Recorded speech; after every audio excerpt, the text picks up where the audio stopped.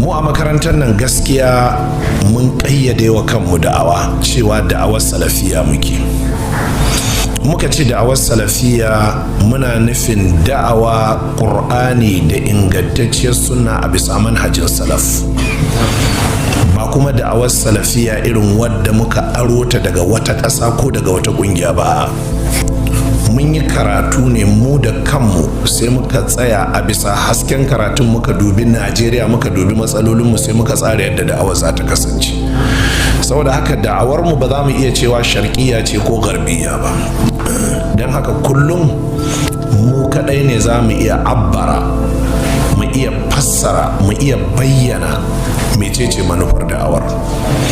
wadda manufar wannan da'awar tana da alaka da wannan lacce kwarai da gaske. Lokacin da Malam ya zaɓa mana wannan topic din, na yi matukar farin ciki kwarai da gaske, domin yana ɗauke da manufar da'awar tamu ne. To tunda yana ɗauke da manufar da'awar mu ne, shine sai na ga in tsai da Malam tukuna, ni abin da na ɗauka kusan waɗannan abubuwan da Malam ya yi muƙaddima yi mana, sako waɗannan abubuwan a tsakiya, to sai Malam ya tsaya ya dubi kenan a matsayinmu na musulmi 'yan Najeriya, ba 'yan Misra ba, ba 'yan Sudan ba, ba 'yan Pakistan, ba 'yan Saudiya ba, a matsayinmu na musulmi 'yan Najeriya, a bisa hasken muƙaddima da Malam ya da hasken abubuwan da zan faɗi a yanzu,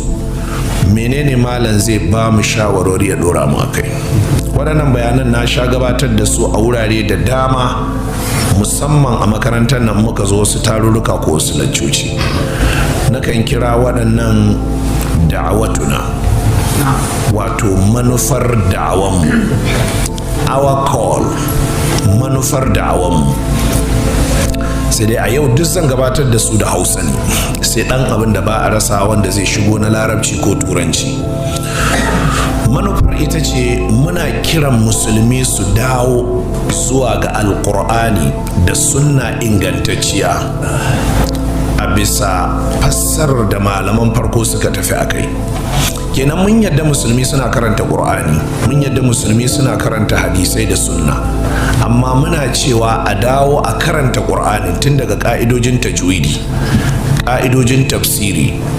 ƙa'idojin ilimin rubuta alƙur'ani da ƙa'idojin ilimi na shi kanshi alƙur'ani ɗin, ulumul Ƙur'an.